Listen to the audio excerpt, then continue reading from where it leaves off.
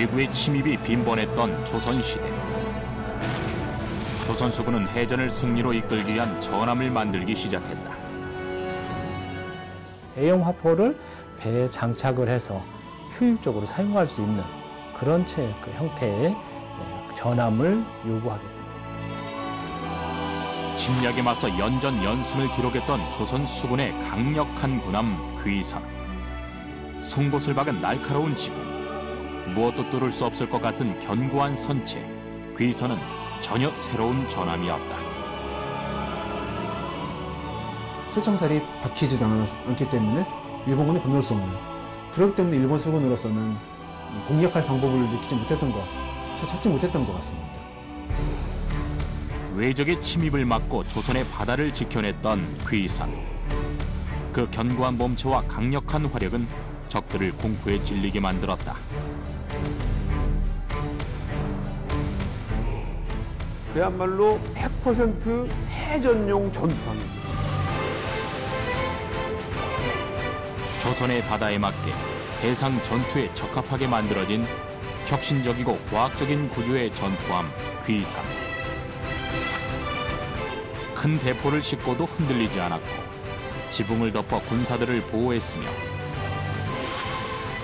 조선의 바다를 종횡무진 누비며 임진왜란을 승리로 이끈 우리의 전투함 귀선의 위대한 이야기를 들어본다.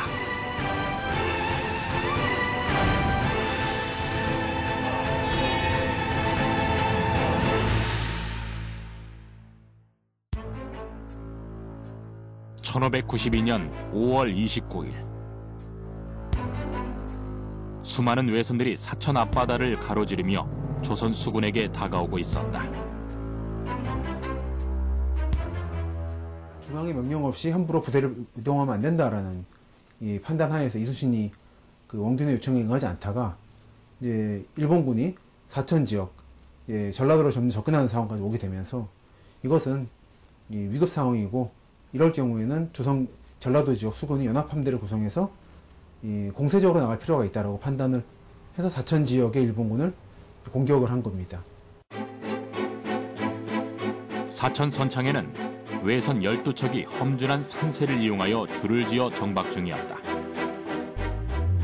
이에 이순신은 유인작전을 세워 퇴각할 기세를 보이며 왜구를 끌어내게 됐다.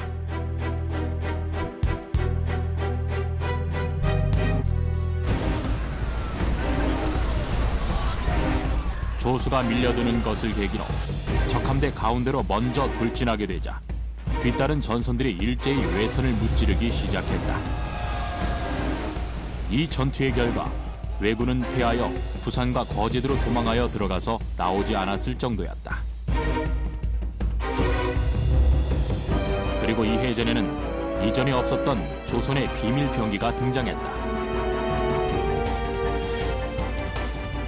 거북을 닮은 형태의 전함 귀선이었다.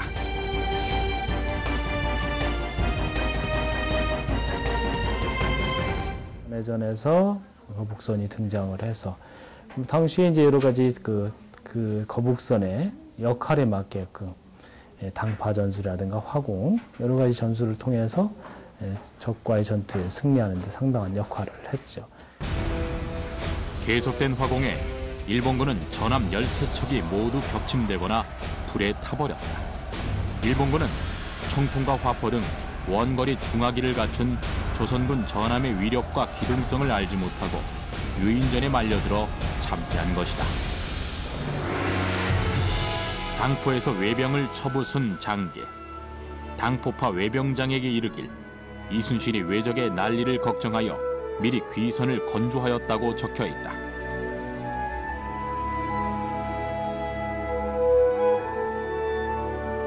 용머리에서 대포가 쏘아지고 등에는 쇠못을 박았다는 귀선.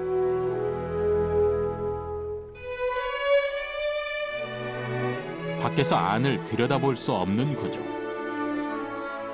게다가 전선 수백 척을 뚫고 들어가 포를 쏘는 용맹한 전투함. 이 귀선은 도대체 어떻게 만들어진 전투함이었을까? 수백 척 왜구의 침입에도 조선의 바다를 지켜낸 귀선. 귀선의 탄생은 당시의 시대적 상황과 맞물려 이야기할 수 있다. 1336년 이웃나라 일본은 가마쿠라 정권이 무너지고 무로마치 시대가 열린다. 통일은 지향은 하지만 완전한 통제는 미치지 못하는 상황에서 근데 배고픈 사람들이 해외로 눈을 돌린 거죠. 근데 그 세력이 단순하게 약간의 해적질하는 정도가 아니라 한 지역을 몇 달간 장악할 수 있을 정도로 대규모로 갔기 때문에 이제 명이나 조선, 고려를 정권을 위협할 정도까지 성장했다고 말할 수 있겠습니다. 13세기부터 16세기에 걸쳐 한국과 중국의 연안에 수시로 침입했던 왜구들은 수많은 인명을 살상하고 재산을 약탈했다. 이를 막기 위한 우리 선조들의 노력도 계속되었고 이는 전쟁을 위한 함선 제조로 이어지게 됐다.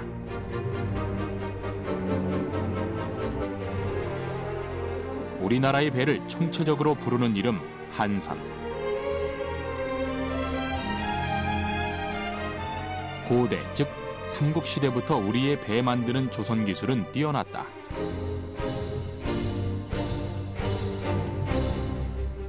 기본적으로 우리나라의 한선 기술은 이미 이제 고려시대 이전부터 이어져 왔다라고 할 수가 있습니다. 물론 그것은 이제 형태라든가 그런 부분이 약간씩은 변화를 하지만은 기본적인 어떤 한선의 어떤 선체라든가 기본 형태는 계속 유지됐다라고 보여지고요. 다만 이제 그 시기에 따라서 어떻게 상대를 해야 되느냐에 따라서 조금씩 기능이 보완됐다라고 할 수 있겠죠. 고려 전함이었던 평전사는 당시 왜구를 막기 위해 만들어진 전함으로 고려 말 여몽연합군과 일본의 해전을 그린 자료 속에 흔적이 남아있다. 왜구들이 일본 군선을 타고 가는데 그 군선이 조선의 그 전선보다도 더 높이가 높고 그다음에 크기도 컸어요. 고려 말 조선 초 왜구의 약탈과 노략질은 점차 극심해졌고 이전의 배들로는 감당하기 어려운 상황에 이르렀다. 왜구들이 대형 외선들이 커지고 또 빠르고 수도 많아지고 큰 배를 만들어야 됩니다라는 이런 논의가 임진왜란 발발 71년 전부터 우리가 실록을 보면 논의가 되기 시작하거든요. 그러나 이제 만들어지지 않다가 최초로 판옥선 시제품이 나오는 것이 1555년, 그러니까 임진왜란 발발 37년 전에 시제품이 만들어져서 이게 한강에서 임금님이 보는 가운데 해전 시범을 보이거든요. 명종실록에 이르기를 상이 망원정에 행행하여 전선을 시험한 뒤에 서교에서 관가하고 날이 저물어서 환궁하였다라고 적혀있다. 왜구의 침입을 막기 위해 판옥선을 만들기 시작한 것이다. 판옥선은 명종 때 개발된 전투함으로 임진왜란 중 크게 활약하였으며 뒤에 전선으로 발전하게 된다. 제일 큰 게 이제 그 저판의 길이하고 배 바닥의 길이가 70자, 또 그 위에 저 상장의 길이가 95자 이렇게 돼 있어요. 크게 만들었고 그 판자가 널빤지 판자거든요. 널빤지 판자에다가 옥자가 지복자예요. 그러니까 우리가 강에서 보는 배 위에다가 널빤지로 이렇게 사각형의 상장 구조물을 이렇게 얹혀놓은 모습이다 해가지고 이제 판옥선이거든요. 뛰어난 조선 기술을 가졌던 우리 선조들은 왜구의 빈번한 침입을 막기 위해 우리만의 기술로 판옥선이라는 전함을 만들게 된 것이다.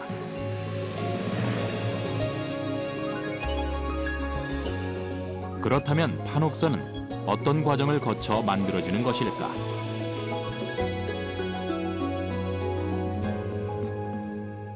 먼저 바다에서 자라는 소나무, 해송을 베어 가지를 다듬는다. 이후 대패질을 통해 판으로 만든다.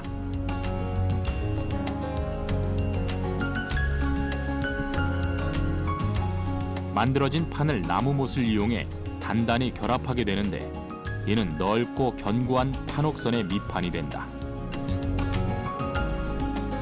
그렇다면 왜 판옥선의 바닥을 평평하게 만들었던 것일까? 우리나라는 리아스식 해안으로 육지의 일부가 바닷속에 잠겨 이루어진 복잡한 해안 구조를 가지고 있기 때문이다.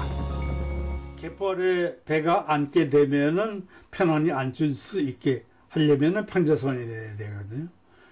그런데 외국의 배, 서양의 배 같은 건 되게 뾰족한 배예요. 그 뾰족한 배는 우리 이제 해안에 들어와서 앉게 되면 옆으로 쓰지단 말이죠. 그럼 배가 파손되고 또 그 배가 다시 살아날 수도 없고 그러니까 이제 평저선으로 되어 있는데, 그러기 때문에 그 평저선을 만들기 위해서는 배를 이제 바닥을 편편하게 만들어야 된단 말이죠. 배 밑바닥이 뾰족한 첨저선은 물이 빠져나가는 썰물 때 갯벌 위에서 넘어질 수밖에 없지만 평저선은 안전하게 바닥에 내려앉는다. 우리나라의 해양 환경에 맞추기 위해 의도적으로 선택한 구조라는 것이다. 조수 간만에 차가 큰 우리나라 서해에서 이 같은 평저선 구조는 큰 장점을 발휘할 수 있었던 것이다. 왜구를 막는 전략적인 구조를 가진 전함 판옥선. 장점은 그것뿐만이 아니었다.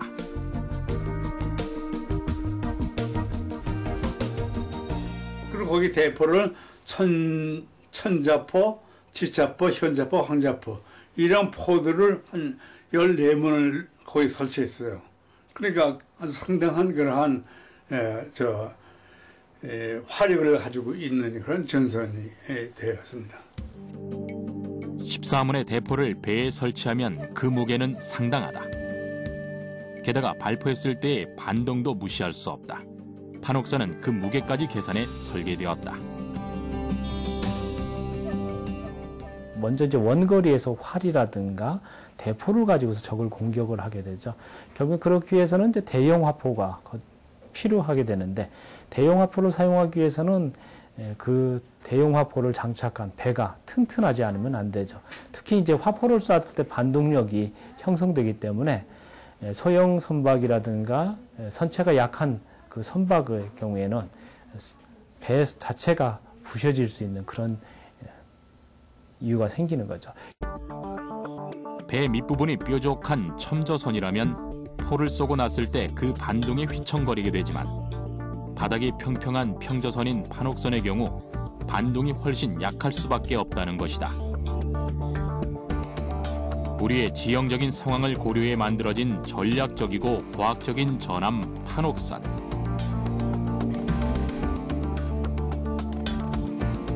판옥선은 조선 수군의 전투력을 한 단계 끌어올린 혁신적인 배였다.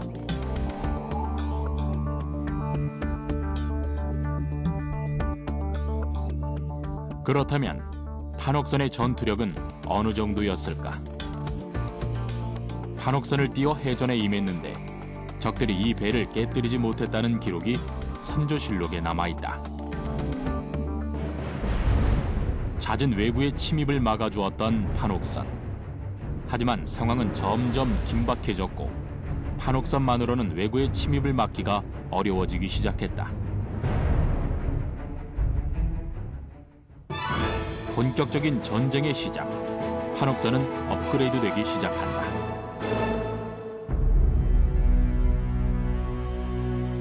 당시 일본은 오다 노부나가가 통일의 대업을 이루지 못하고 쓰러진 후 도요토미 히데요시가 천하의 실권을 장악, 일본 통일을 이룩했다.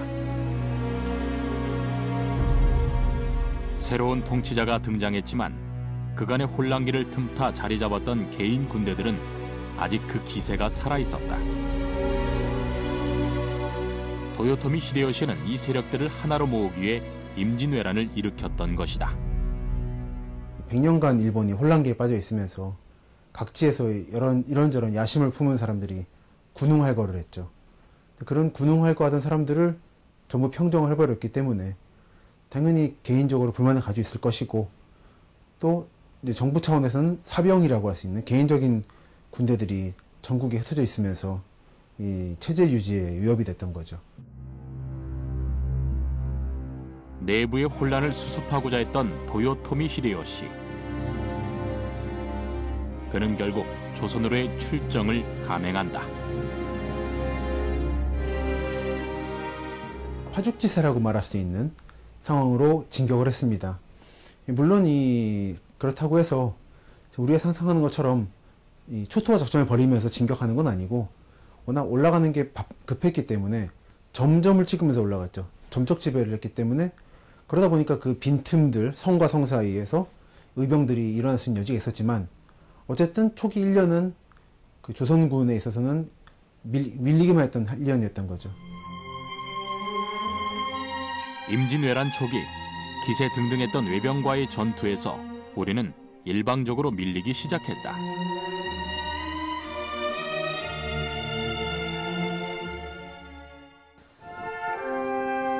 하지만 희망은 있었다. 막무가내로 밀리기만 했던 육지와는 다르게 바다의 상황은 달랐다. 전라 좌수형 진남관. 남해 바다를 지키던 수군들은 외구의 침입에 대항하며 항상 전쟁에 준비돼 있었다. 자, 그런데 이제 이 전라도가 어떤 이 지역인가 하면 임진왜란 발발 한 6, 7년 전에 일본 그 왜구들이 쳐들어와 가지고 해전이 벌어졌고 막 피해가 생겼고 하는 그런 어떤 그 지역이거든요. 특히 그 전라 좌도에서 그런 일이 벌어졌습니다. 그러니까 임진왜란이 발발하기 가장 그 근접된 그런 시기에 소위 이게 이제 손죽도 해전, 손죽도 사건 이렇게 얘기하는데 왜구와 직접 해전을 벌였어요. 항상 해전에 준비되었던 조선 수군.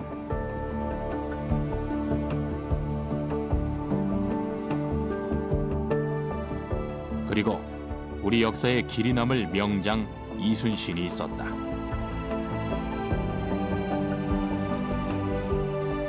(1591년) 전라 좌도 수군 절도사로 임명되어 온 이순신.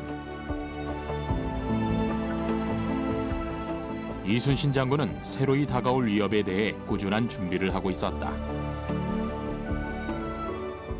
아마 준비가 됐던 것 같아요. 사전에 아마 작정을 하고 오신 것 같고, 그렇게 안 했으면 이 짧은 시일 내에 만들어질 수가 없죠. 거북선, 돌격선 만들어서 돛을 달고 거기에 천자충통, 지자퉁통 싣고 나가서 사격훈련 딱 마친 날이 참 소설 같게도 임진왜란 발발 하루 전 1592년 4월 12일이었다. 참 그 극적인 일이죠. 참으로 소설 같았던 일이 아닌가. 임진왜란 발발 하루 전에 조선의 바다를 지켜줄 새로운 전함 귀선이 등장했다. 조선 수군의 핵심 무기. 임진왜란 당시 수군의 압도적인 승리를 이끌어냈던 귀선으로 판세가 바뀌게 된다.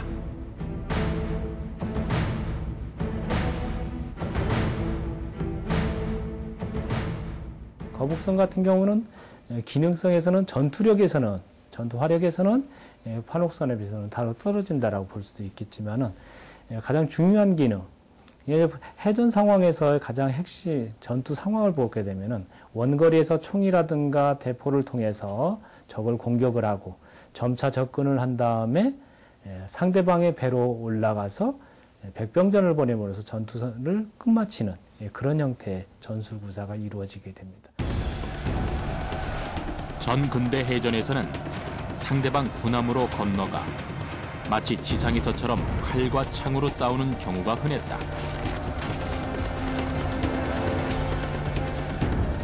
또 당시에 포라는 게 한 번 쏘고 나서는 그 다음에 재장전을 해서 쏠 때 이 타임 갭이 굉장히 많이 필요하기 때문에 한 발을 쏘고 장전하는 사이에 접근을 해서 백병전을 벌이면 우리 조선 수군 병사들은 속수무책이거든요.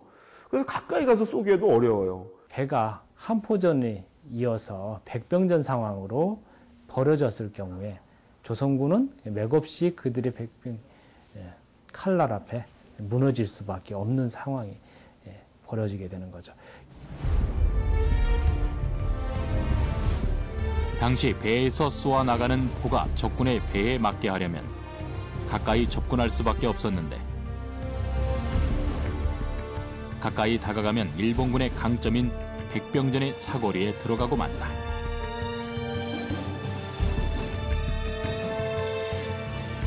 일본은 역사적으로 칼에 강한 민족이다.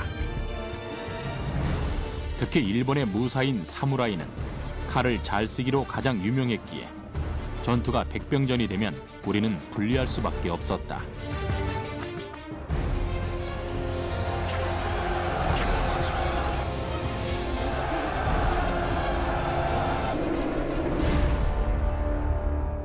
조선군은 이제 대형 화포라든가 뭐 활이라든가 그런 부분들은 장병기적인 그런 화력은 많이 가지고 있었는데 개개인의 어떤 전술 능력, 무예 능력은 상당히 떨어졌다라고 할 수가 있죠. 칼싸움에 능한, 백병정에 능한 일본 병사들로부터 우리 조선 수군 병사들을 보호할 목적으로 그렇게 만들어진 것이 거북선의 등 덮개입니다. 판옥선의 덮개를 덮은 모양의 귀선. 이는 왜구들이 배에 올라 백병전을 벌이는 것을 막기 위해서였다. 귀선의 강점은 또 하나 있다. 바로 튼튼한 선체다. 육지에서 자라는 홍성 그것이 이제 바닷가로 그 시계 날아가서 바닷가에 떨어지잖아요. 그럼 바닷가에서 자라는 나무는 홍성이면서도 그 해성이라고 해서 바닷바람을 하고 바다에 그 영향을 받아서 이게 상당히 질기도 하고 강도도 있고 그래요. 그래서 그걸 가지고서 배를 만들었어요. 거친 외구와 바닷바람에 강한 배를 만들기 위한 재료로 해송이 사용된 것이다. 그 질긴 단단함이 귀선의 몸이 되었고 덕분에 귀선은 격렬한 전투에도 부서지지 않는 강인한 군함이 될 수 있었다.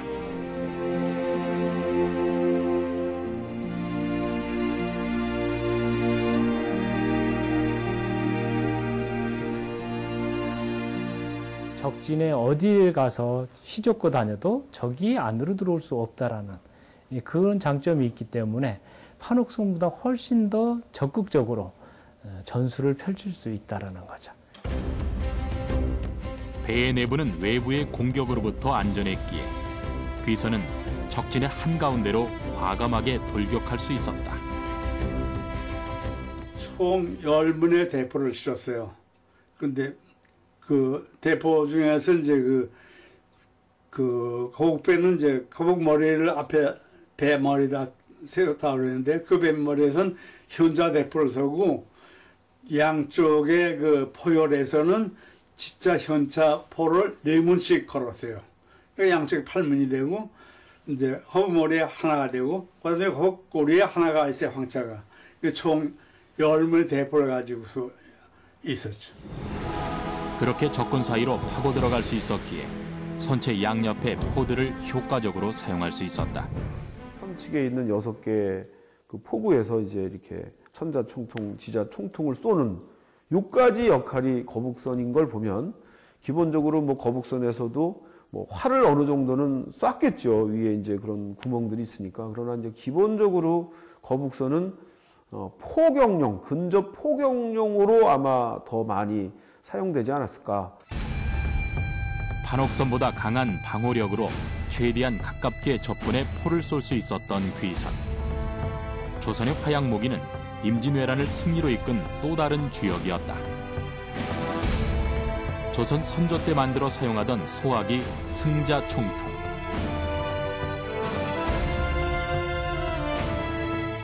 조선 전기에 사용하던 유통식 화포 황자 총통. 또 조선 전기부터 후기에 이르기까지 사용하던 대형 화기 천자 총통. 파도가 치는 바다에서 포를 쏘기는 어려운 일이다. 때문에 최대한 가깝게 접근해 적의 코앞에서 명중탄을 날리기 위해 조선의 활용 무기를 장착한 귀선이 만들어진 것이다.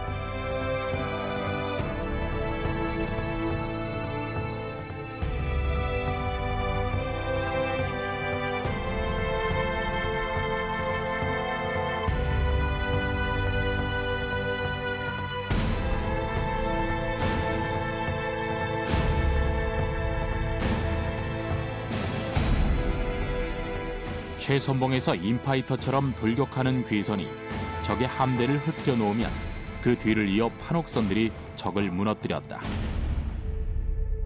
그래서 어떤 문헌에는 장님배, 맹선이라고 장님이 온방울 휘젓고 다니는 듯이 그냥 이제 좌충우돌하면서 적진을 휘젓고 다니는데 결국 그들을 점거하거나 제압할 수 없는 그런 적이 되는 거죠.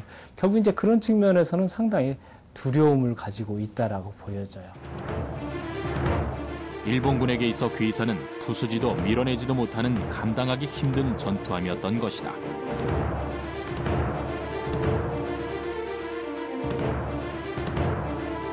하지만 귀선의 수는 우리 예상과는 다르게 그리 많지 않았다. 가장 많이 만들었다라고 하는 기록을 보면 1595년 을미년일 겁니다. 이때 이제 확인되는 게 5척이거든요. 그러면 이제 우리 국민들 아니 많이 안 만들었네 이제 이렇게 이제 의아하실 텐데 거북선은 많이 만들 필요가 없는 배입니다. 이것은 돌격선 용도로 만들었기 때문에 그렇게 많이 필요하지가 않죠.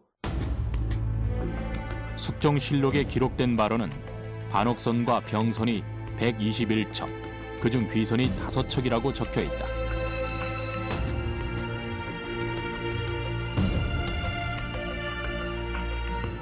해전이 벌어지면 가장 최선두에서 적의 지휘선을 향해 돌격하는 돌격선 용도의 귀선.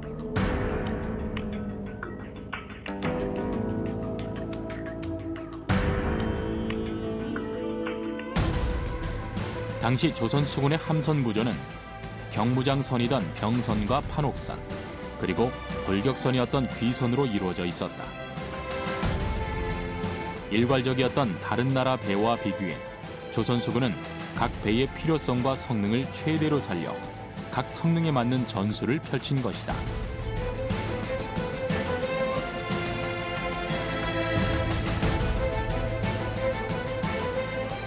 병선과 판옥선, 귀선이 각 역할에 맞게 움직일 수 있는 효율적인 수군 체계가 존재했던 것이다.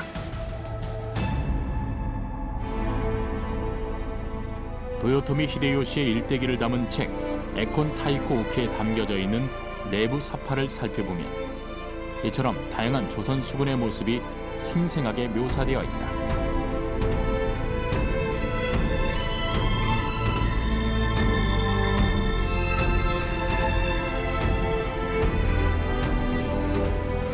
그렇다면 당시 일본 배는 어땠을까? 임진왜란 당시 일본의 군함에는 아타케 분해, 세키 분해, 고바야 등 3종류의 배가 있었다. 이 중에서 제일 큰 군함은 아타케 분해였지만 임난 초반만 해도 비중이 크지 않았고 고바야는 30여 명 정도의 인원만 탑승하는 소형 선박이었다. 임진왜란 초반에 집중적으로 벌어진 해전에 주로 활약한 일본 군함은 세키 분해였다. 세키 분해의 배 밑바닥은 평저선과 첨저선의 중간 형태를 가지고 있었다.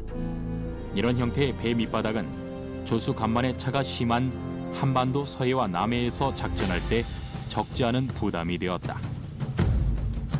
임진왜란 당시 조선 수군과 일본 수군의 피해 차이는 엄청났다.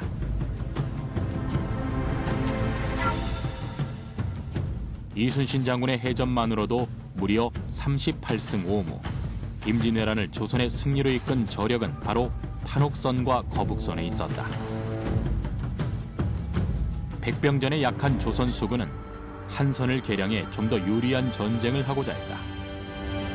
그리고 그 결과 전투에 적합한 군함 귀선을 개발할 수 있었던 것이다.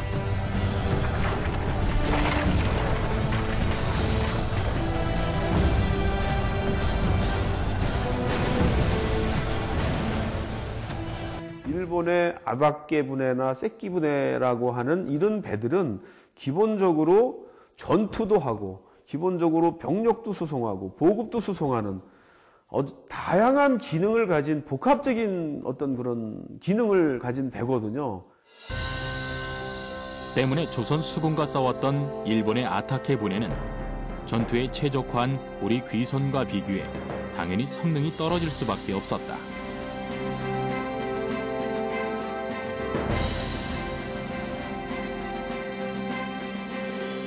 이순신 장군의 뛰어난 전략 전술이나 지휘 능력은 뛰어난 성능의 거북선과 더불어 연전연승의 대행진을 만들어냈다.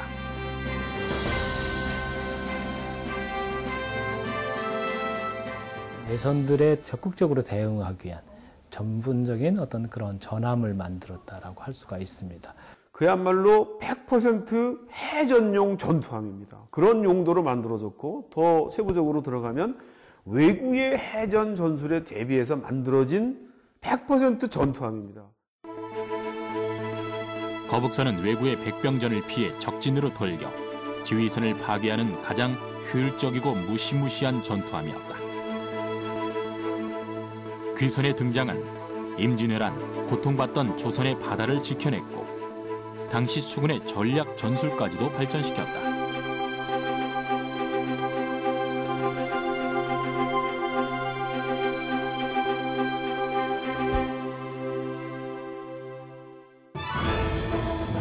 전투에 최적화되었다는 귀선, 그 구조는 어떤 모습이었을까? 귀선은 판옥선에 지붕을 씌운 배라는 점에 대해서는 여러 학자들 사이의 의견의 일치를 보이고 있으나 그 구체적인 구조에 대해서는 의견이 분분하다. 거북선에 대한 그 기본적인 정보는 정조 때 만들어진 충무공전서에 나와 있는 자료가 되겠죠. 거기에는 거북선의 형태, 두 가지 형태의 거북선에다가 각종 치수들이 어느 정도는 정리가 되어 있죠. 그걸 통해서 지금까지 많은 연구자들이 이 거북선의 이 기본적인 틀을 복원했다라고 할 수가 있습니다. 이 충무공 전선은 정조의 왕명으로 만들어진 충무공 이순신의 유고 전집으로 이순신이 만들었던 귀선에 대한 모습이 남아있다.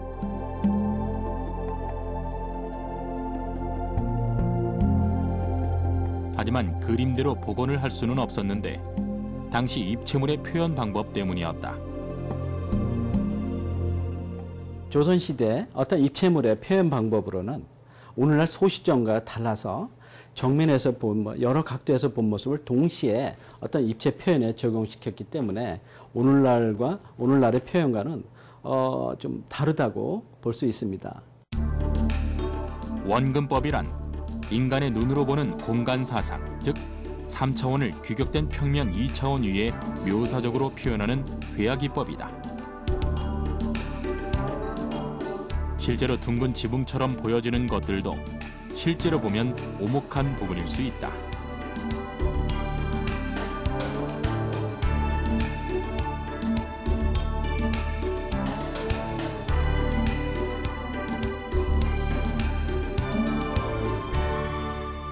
전라자수형 거북선의 경우가 특히 그런데 정면에서 보여진 거북무늬의 그림은 이게 하나로 연결돼서 볼록 솟아난 모양처럼 표현돼서 그걸 해석할 때 거북선의 등은 둥근모 형태로구나라고 잘못 해석할 수 있다고 볼 수 있고. 현재의 원근법으로 전라좌수형 귀선을 다시 그렸을 때 귀선 지붕의 모양은 옛 기록처럼 둥근 지붕이 아닌 평평한 모양일 수 있다는 것이다. 남겨진 기록을 바탕으로 귀선을 복원해 본 결과 이처럼 두꺼운 지붕 위에 설치한 뾰족한 철침으로 적이 뛰어드는 것을 원천 봉쇄할 수 있는 구조를 만들어낼 수 있었다.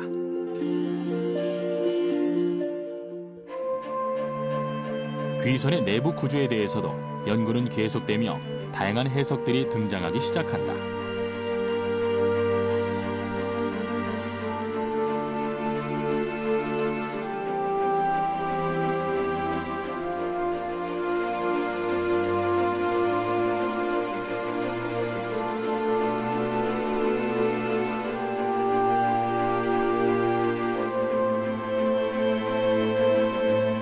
전투에 최적화된 귀선의 내부 구조가 2층이었는가 3층이었는가 하는 해석도 그런 고민에서 시작되었다.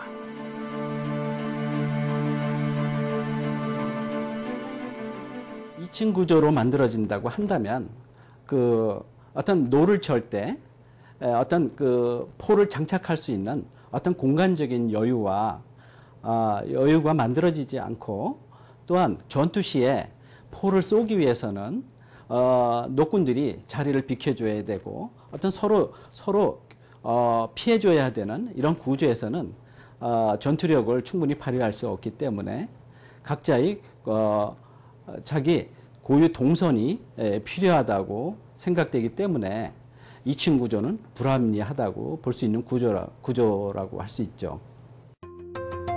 최근에는 2층설과 3층설의 약점을 보완해 거북선은 반 3층 구조였다는 이론도 등장했다. 3층이지만 세로 단면이 팔각형이라는 반 3층설. 노를 젓는 사람과 포를 쏘는 사람이 각각 다른 층에 있어야만 한다고 생각되기 때문이다.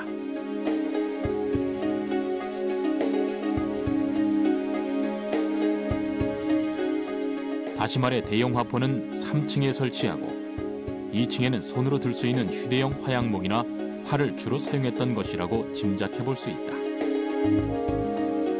이처럼 논쟁이 계속되는 가장 결정적인 이유는 바로 자료 부족 때문이다. 이 충무공 전서에는 내부 구조에 대한 설명이 부족하여 수많은 이론과 연구가 계속되고 있는 것이다.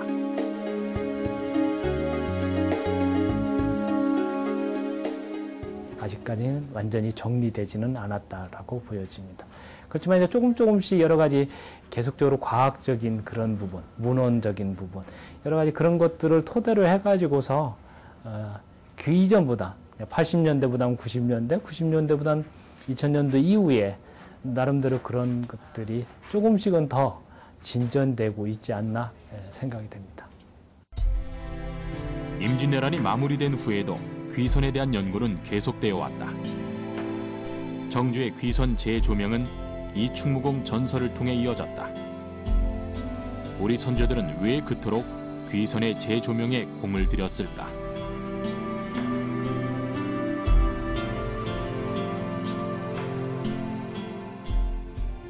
오랜 시간 외구의 침입에 대비해 나무를 깎고 우리의 바다를 연구하며 최고의 성능을 낼 수 있는 전함을 만들고자 했던 조선 수군의 노력. 귀선 안에는 바로 우리 선조의 그 노력과 인내가 들어있기 때문이다.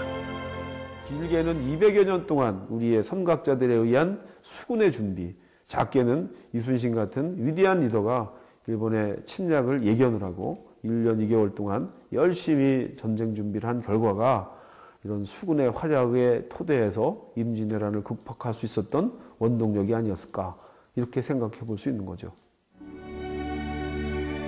우리가 만든 것은 단순히 최적화된 전투함 귀선이 아니다.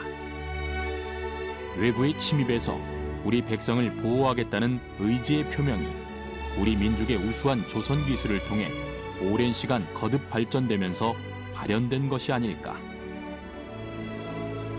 보통의 나룻배에서 판옥선으로, 판옥선에서 또 귀선으로 기술의 발전과 노력 뒤에는 조선의 바다를 지키고자 하는 뜨거운 마음이 있었을 것이다.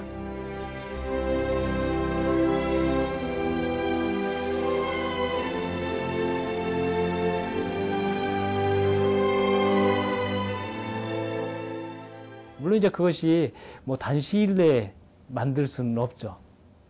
그렇기 때문에 어떤 기존에 가지고 있는 것을 새롭게 완전히 새로운 것을 창조해낸 것이 아니라 기존에 가지고 있는 판옥선을 이용을 해서 약간의 그런 손질을 개장을 함으로써 보완하려고, 그러다 그게 결국은 이제 짧은 시간 내에 거북선이라는 것을 만들어낼 수 있었다라고 보여지고요.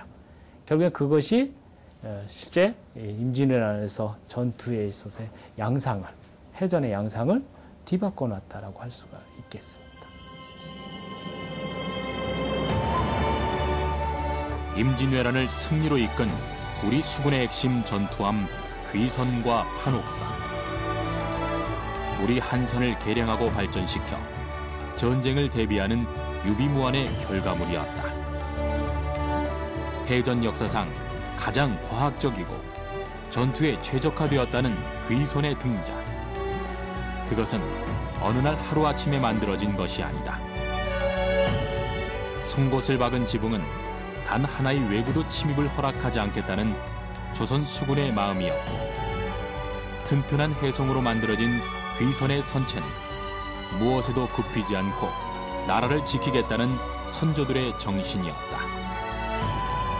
과학적인 전투함 귀삼. 그 안에는 나라를 생각하는 부국 강병과 호국의 정신이 함께하고 있다.